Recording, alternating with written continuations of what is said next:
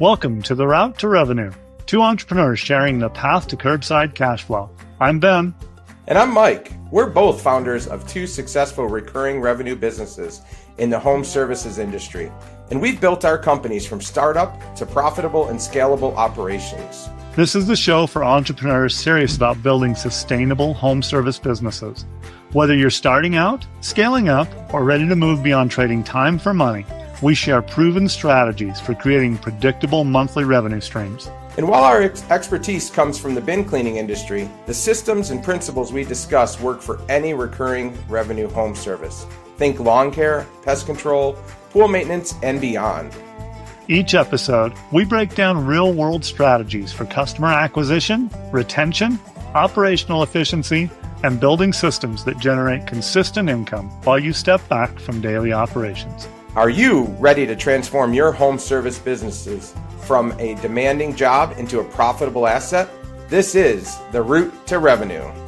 Hello, everyone. Welcome back to another episode of The Route to Revenue. I'm Ben McGee with Green Can Cleaner, and I'm here with Mike Walker with Spiffy Bin. Mike, we've got a great episode today. We sure do. We sure do. In this time and age where we're trying to gain customers, we are actually going to talk today a little bit about when is the right time to fire a customer. You might think that's counterintuitive to building a business, but in some cases, it's, gets that monkey off your back, get you moving on and get your head straight, if you will, if somebody else's head isn't straight and causing you problems. So what do you think, Ben? Good idea? You and I have talked about this a lot, and I mean, it's one of those things we see on Facebook groups all the time. Oh, just fire them. Oh, get rid of them. Oh, they got to conform to your business. Oh, neither one of us believe that necessarily, and so I thought that it was important to talk about, what are the parameters for firing a customer? And we just had one that finally met those parameters. Do tell. So, Mike, I think we need to talk first just a little bit about, some of the obvious ones. So the obvious ones, they abuse our workforce. I've had a couple that were just flat out abusive. One of them, this lady comes out and starts screaming at the driver. And when he just pushes her cans to the curb and drives off, she sends me the video and says how rude he was. And I'm like, looks to me like he was just doing his job, ma'am. Thank you for not being a customer any longer. Yeah. Things like that. And obviously someone who doesn't pay, and we've tried and tried. Do you have any other scenarios that you'd say were obvious ones? Yeah. I mean, some of it just comes down to billing. If in this business, we don't have a lot of time, a lot of fat, if you will, in our profits that we can spend days or weeks or months stressing over, are we going to get paid $25 or $29 or $42 or whatever the number is? There's not enough money in these invoices to have somebody call and email and text and call and email and text, all of that in where we're not getting anything. So at some point, that becomes a problem if it's a, rampant problem, if you will. I agree with the problems. Generally, I don't have a lot of problems with people. Honestly, everybody tends to love our service. So the good news is this doesn't happen very often, but it does happen. And we have a lot of problems with cards expiring. And so when that happens, we're not getting paid. They don't know. We give them the benefit of the doubt. We try to call them a couple times. They get the automated emails. They get the regular emails. And at some point you go, okay, maybe this is their way to, what do they call it now since COVID? Quiet quitting or something, I think is the... Or ghost you? Yeah, the ghosting for sure. They ghost you, that's part of their quiet quit? Yeah, I think so. I mean, in some cases, maybe that's it. Maybe they had a change in their plans or their finances, and this is easier. Oh, look, we're not getting charged. We'll just not respond, and we'll call it a day. So it happens. That probably happens more than anything else we talked about. But so, anyways, yeah. So I know you said you mentioned earlier you had something coming up that came up recently. You want to give us a little update? First off, let me say that we changed the name so that we weren't calling anyone out on this. Okay. Well, hopefully I don't screw it up. And we went with a really creative name, Sally. Sally. So Sally was a long-term customer of ours. Look, too, Six if there is a Sally in the green can cleaner customers, this is not towards This you. is So this not is not Sally that's one truly of our Sally. clients. We changed the name. So, Yes, smart. yeah, yeah. Modern technology. We're good. We can change, pivot. Pivot is the other word. That's a fancy There word you they use go. nowadays too. There you go. So Sally was 6 cans quarterly, and she's been with us since about 2020, so a Okay. long-term client, and the first few years went flawlessly. Then, as you mentioned, we had an expired credit card, and when it came time to collect, we sent the text message and the phone call, and, uh, rather than updating a card, Sally mailed a check. Well, that solves the And, problem, doesn't it? well, Or does it? no, it doesn't. You got You know, paid. we've talked a lot about systems and processes, and, we run our business a certain way, and that's kind of the way that it has to run, and Mhm. so now we've got a client that's decided that they're gonna write a check. And honestly, at the time, I was small enough, and the check would come in, and it was a big enough check that it was like, "Okay, big deal." Sally's gonna pay. Well, little by little, Sally got to the point where now what was happening is that the last few times, we would get that check right before Sally's next service. So now we're waiting 3 months for our money, and Six people that are communications later. we have people that are texting and calling and emailing, and, I mean, it sounds like nothing, but when you're chasing a check, it is not good, and when it's an exception rather than your business model, as you said, it's not built into our pricing. So, but she was a really nice lady, and the cost was not necessarily the money, but what could I have those people doing rather than chasing Sally? So, and it seemed like every time I'd have a meeting with office manager or CSR, that sort of thing, Sally's name would come up and what do you want to do with her? And, you know, Mhm. and I got to the point where I did not want to see or hear Sally's name. Yeah. And when I have a client that's that way, I know that there's something that has to change.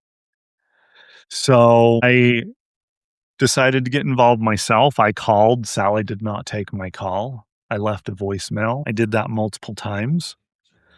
And I sent text messages asking for a call, got no calls. So I texted what the issue was and nothing.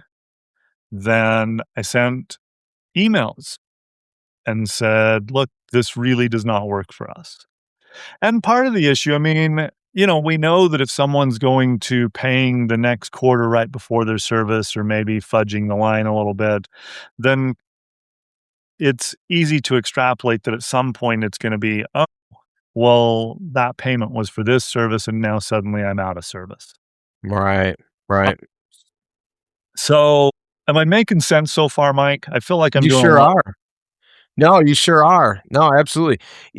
I agree with you. We've had a few of those situations. I was chuckling when you were mentioning when the team starts talking about, in my case, we'll say Julie, and any Julies out there in Spiffy Bin land, we're not talking about you. But Right. when you start naming people by their first name and everybody knows who it is, that's probably a pretty good indicator that they are problematic. And I Well, remember back to, oh, go ahead. yeah, I was gonna say sometimes it's for a good thing. I mean, we have clients that we Can. know the name because they're running out with a water for the driver every time, 100%. or the kid meets us, or I mean, there are Of but when the course. name comes up and everybody rolls their eyes and kinda ducks, Yeah. there's something. And what's funny is through all stages of the business, it was like that. In the beginning, it was just me and my mom would answer the phone a few days a week kind of thing. And she had a person that was a thorn in her side, quote unquote. And then, you add the first CSR and that person had a different person that was a thorn in the side.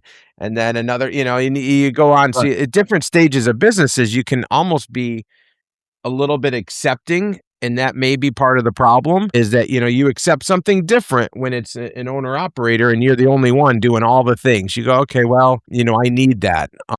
So how long did see? I guess I don't want to break the news, but Sally is no longer a customer. I understand.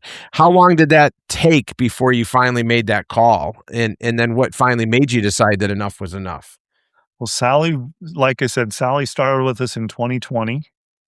It's 2026 now. The check thing started around 2020. I'd have to go back and look at the invoices, but it was probably 2022, maybe Oh 2023. wow.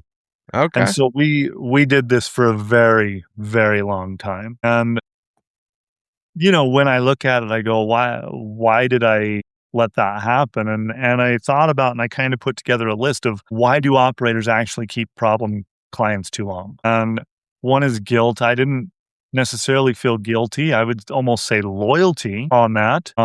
She was with us and we felt like we owed her something, six cans, Arguably a good client, right? I mean, she was there. She had her stuff out on time. It wasn't a problem doing the service, six but six cans quarterly like clockwork, and it's you not know? like you didn't need the money in 3 months when she did finally pay. I mean, everybody you need income all the time. Yeah. So, Right. I mean, in that regard, you can kinda rationalize it too and say, "Well, she's off 3 months, so be it. As long as she's always off 3 months, it's all good." At Yeah. least that's what you can rationalize. That's what you can rationalize. Another one is conflict avoidance. Nobody wants to have a conflict, and No. especially in today's day and age, what happens? You have the conflict, and here comes the review. Mhm. 1 star, the owner was rude to me.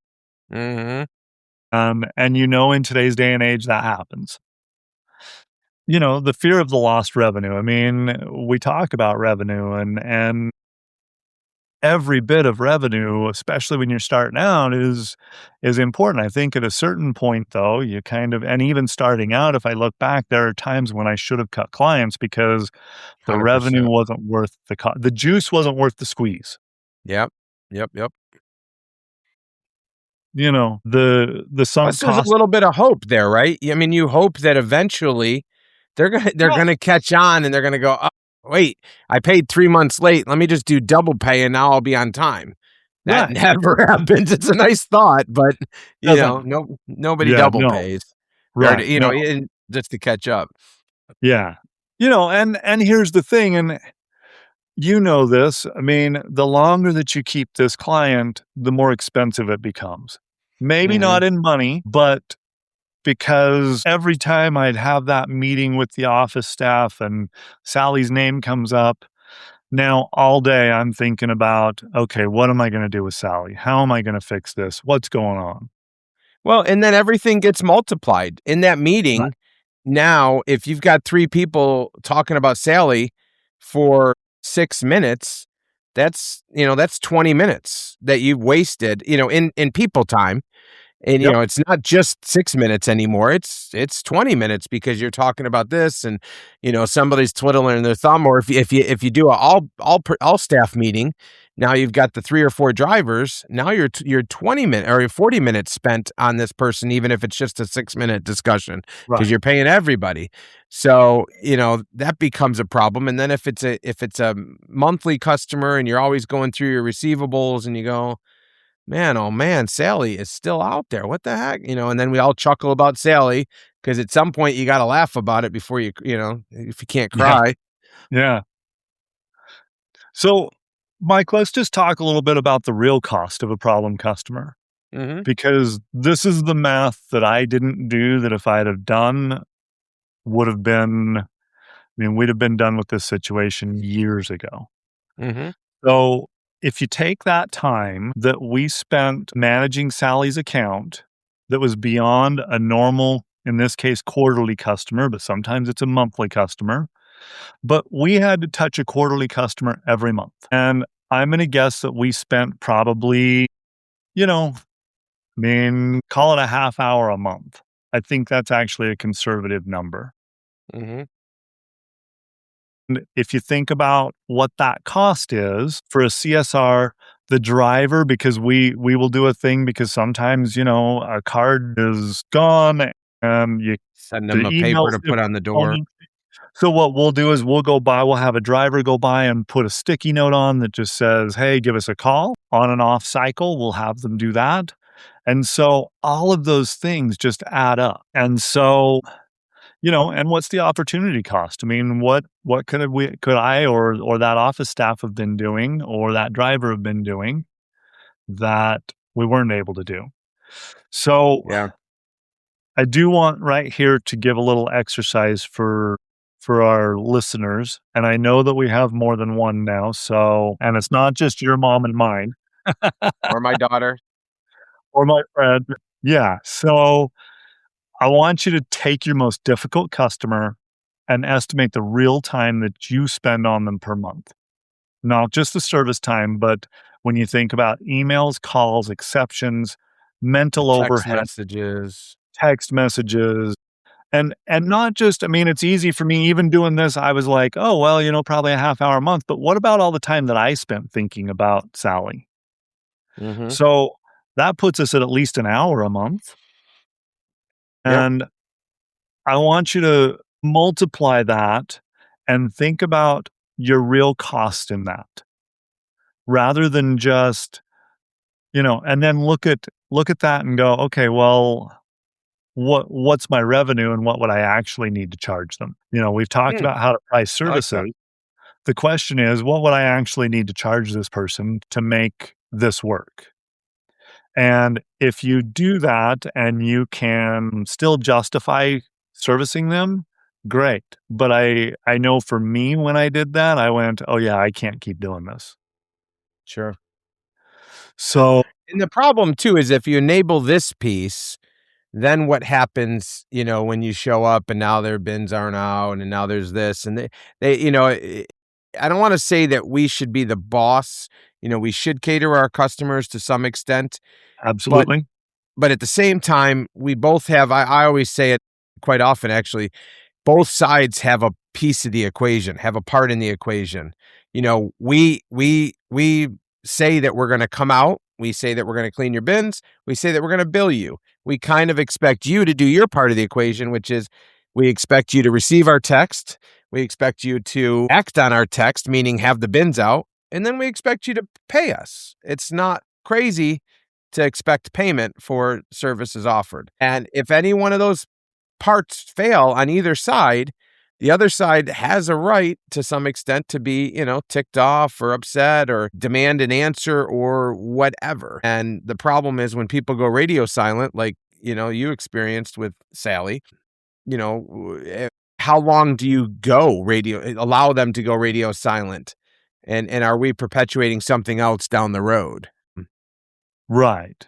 I mean, that's the real issue is what does this snowball into? And the other issue, and I found this, you know, I had an office manager that then went, "Oh, well, we let Sally do this. So why don't we let Fred do this? And why don't we let, Ben's making exceptions for this? Well, why don't we make an exception for that?"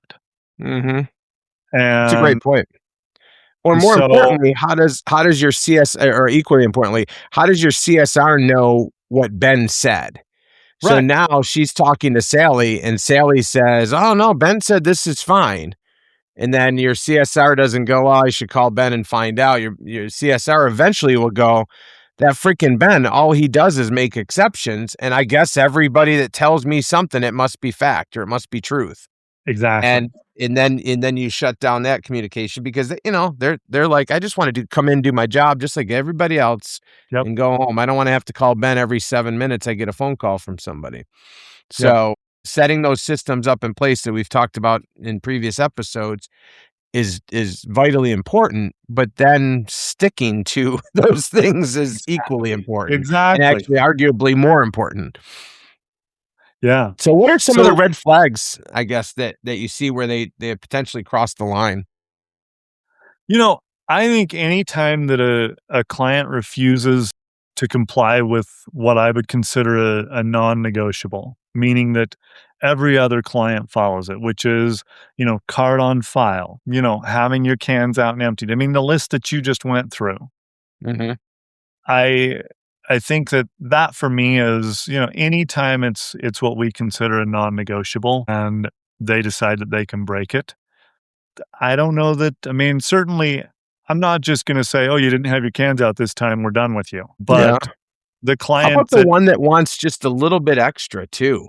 They always want just something different every time. It seems like they're just, and then they expect that the next time plus the next, plus the you know, next, yep, exceptional, exception service. So, I see that a lot of times in pressure washing, and it's funny. I'll tell my little. This story just came up right now when I there you went go. through this episode. But I had done a power washing for somebody, and apparently, I guess it's possible. I don't know. The last 2 years or whatever, I've always just done their front porch. But in the bid, I've only done the back, the back patio and the deck Right, and get rid of pollen and all that kind of stuff. Well, apparently, I don't know, because again, if it's not on the invoice, it's or on the scope of work, I just do what's on the scope of work. And apparently, I'd been doing their front porch. Well, then they call back and they said, "Well, we always get the front porch done." And then my CSR is like, "Well, it doesn't look like." I mean, not for nothing. I looked at the last 3 years and I've never seen the front porch done. And she says, "Well, he's always just done it." And so, and shame on right, me. right, So what did that result in? That resulted in me, again, I guess keeping them happy and going back and doing it another time. Now, fortunately, they're nearby, so it wasn't too much of an inconvenience, but it was several weeks later. But again, that goes back to that. So, I just let her know. I said, "Hey, I'm back here to do this. In the future, if you need something done, just certainly we're happy to do it." And it may be at zero cost. I don't know. I mean, is it hard for me to sling the hose from the back to the front to just depollen the front, 8 by 16 foot patio? No, it's not. It's 5 minutes, 8 minutes. But the problem is that 5 or 8 minutes, if I had done it day one, would have been 5 or 8 minutes. Doing it day 14 is 37 to 52 minutes, by the right, time you travel to the yep. site. So it's no longer 8 minutes. So now it costs, now you blow an hour. So, Well, and don't forget your CSR time of having that conversation and then yeah. talking to you, and Yeah. I mean, those things add up. And are they So losing just a little bit of faith in their leader, quote unquote? Well, right, geez, what he screwed it up. Like, she's like, I expect the drivers to miss something, but now the boss is missing something. Like, what the heck? right. So, yeah. So here's what I would say is the test, and I love this. So if you lost this customer tomorrow, would your first feeling be relief or regret? If it's relief, Nice. you already know what to do. I mean, Yeah. now again, there are clients that get under my skin, and if I had that test today, there might be, well, I can think of a client that we had, an issue with yesterday that I would feel relief if they were gone, but that doesn't mean that they're going anywhere, Sure. because next month when there's no communication and the driver goes and cleans their cans and everything comes off perfect, then I'm not even going to think about them. And so, Mike, how do you fire a customer? I want to kind of know what your thoughts are here, and then I'm going to talk about what I did with Sally. Well, I would just ghost and just no longer show up. What do you think? There You you think go. that's a good idea? I would quiet quit on them and Quiet quit everything on would 'em. be quiet quit on them. I won't roll in there anymore. Or better yet, as I go by, toot the horn and wave and maybe throw something in their front yard. No, I mean, there's probably better ways to do it. I mean, it depends on how bad Sally was. But no, I think the best way would, some type of writing. In this day and age, it doesn't have to be a letter or anything like that or skywriting in an airplane, but email would be fine. I mean, I suppose if it were maybe a business that we had been doing, like if we were doing commercial cleaning, I mean, maybe you have to go all the way down to like something as formal as a certified letter because, if are we under contract? And I think a lot of that would depend. Are we a quote unquote month to month or are we on a contract? Um, I would suggest if you're firing somebody and you took like a year's worth of payment and you haven't supplied 6 months of services to them and they're so bad, That might require a certified letter with a check back to them, giving them a difference for the remainder, because they paid for a certain number of services, and even if they're a jerk or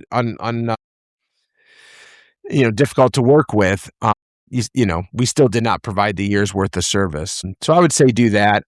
I would also say it should be brief, kind of like when you're letting somebody go. At that point, it should just be a quick matter of fact. It's not working out for us. It may not be working out for you. Regardless, this is our last service was, June 18th, maybe give them a reasonable amount of notice. Again, I think if it was a commercial business, I might say in 60, 90 days or 30 days, we're done. Now, the fear though is if you go too far out, you're probably not going to get paid for that. So, you want to make sure you're current, if you will, when it's time to provide that last service. You got anything else you'd add to that? No, I think so. I'm going to tell you what I did with Sally, which is, like I said, she was a quarterly customer. As we came up, we were a month ahead of her quarterly service.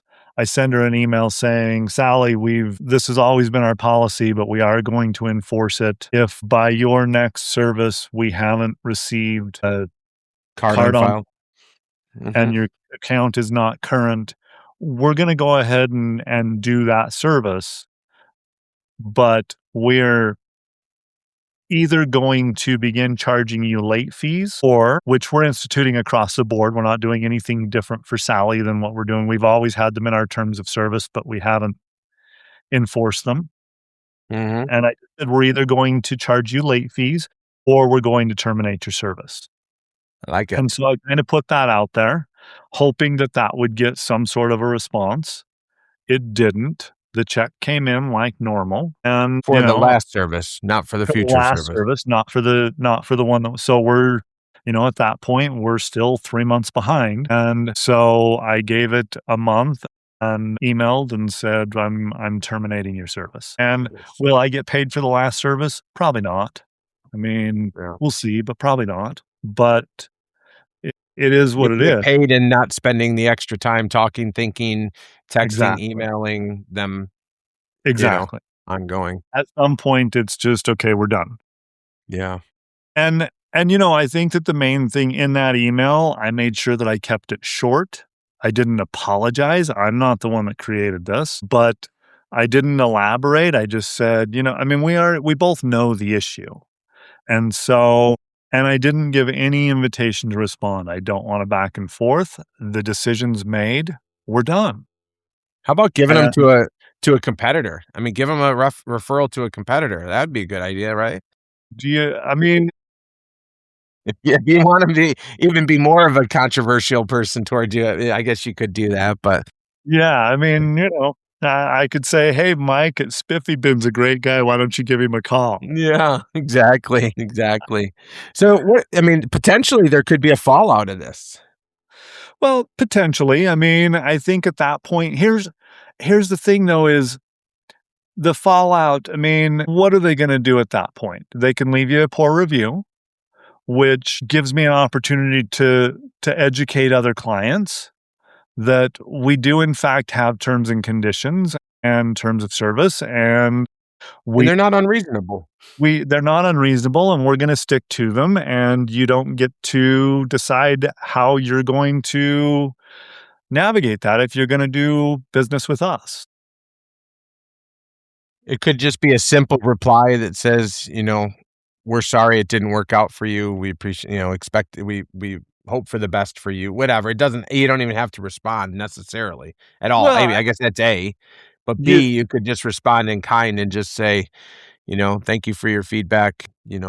Unfortunately, this is whatever. This is the yeah, result, I or mean, we can't. We've got these terms and conditions that we need to abide by to efficiently operate the business and keep costs low, or whatever you want to say too. yeah, I mean, But there's a lot of ways to do it. I mean, I personally like the idea of using it as an educational thing and just saying, we have terms of service, and unfortunately, in order to keep our costs down, we have to abide by those, and mhm, you chose not to, sure.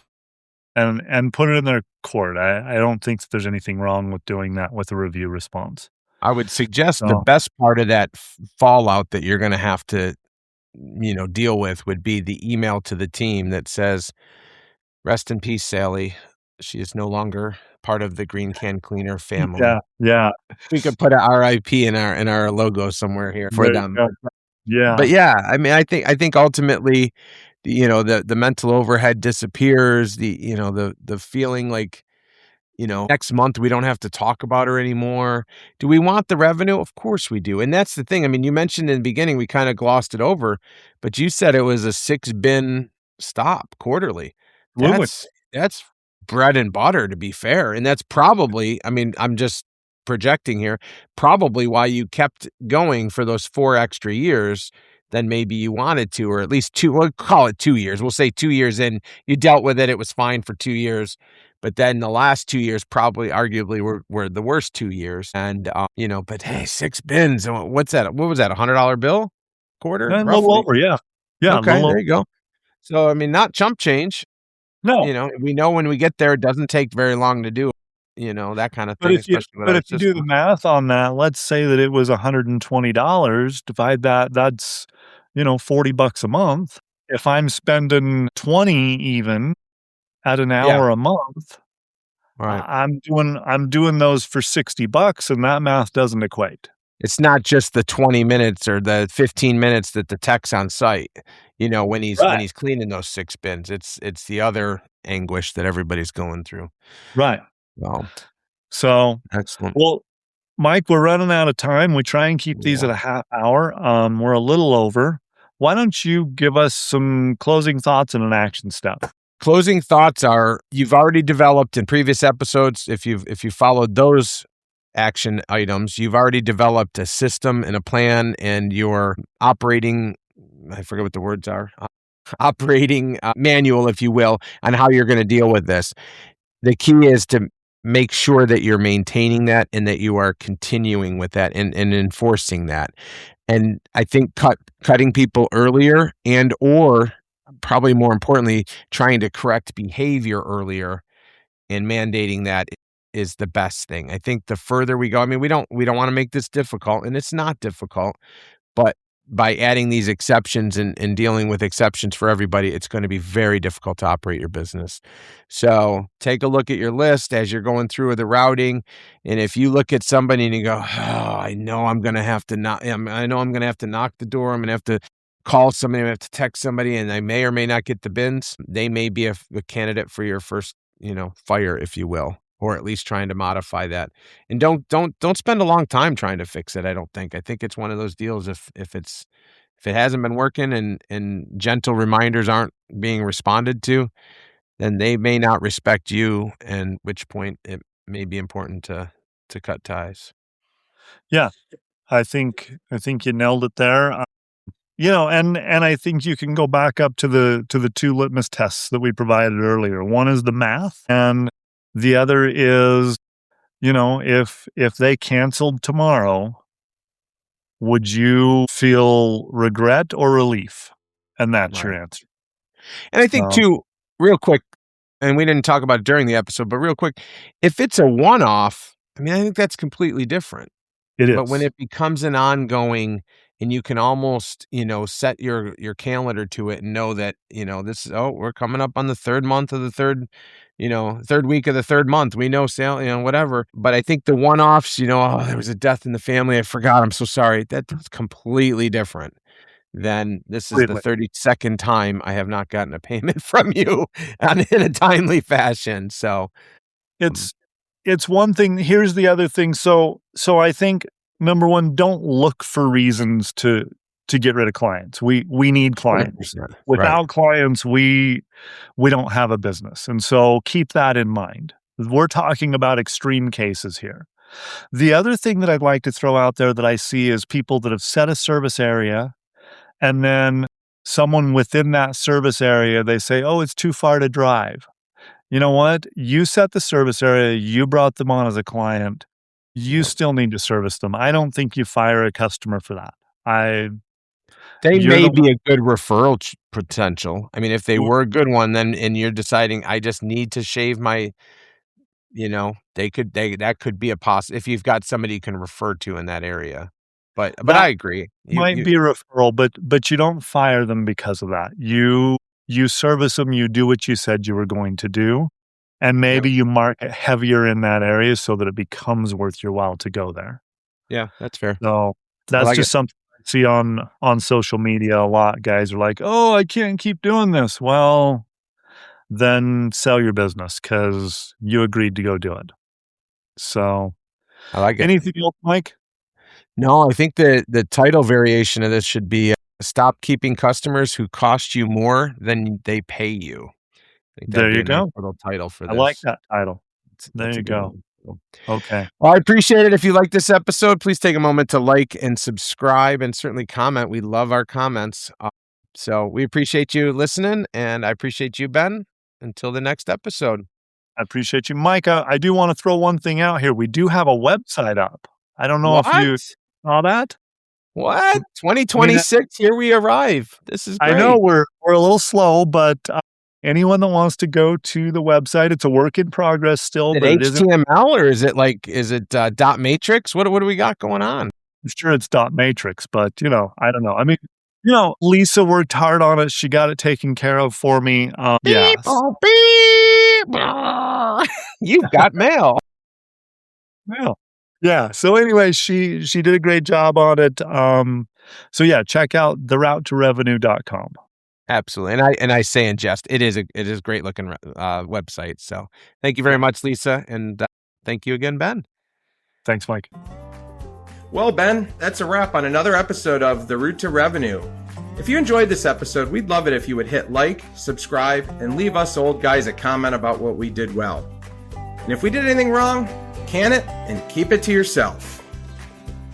If today's strategy sparked some ideas for your business, don't keep them to yourself. Share this episode with a fellow entrepreneur who could benefit from these insights. Remember, building a recurring revenue business, it's not about perfection, it's about progress. Take one actionable step from today's discussion and implement it in your business this week. Want to connect with us between episodes? Find us on Facebook or at our website. We'd love to hear how you're applying these concepts in your own home service business. And until next time, keep building those recurring revenue streams and stay on the route to revenue. The route to revenue. Nice, Ben.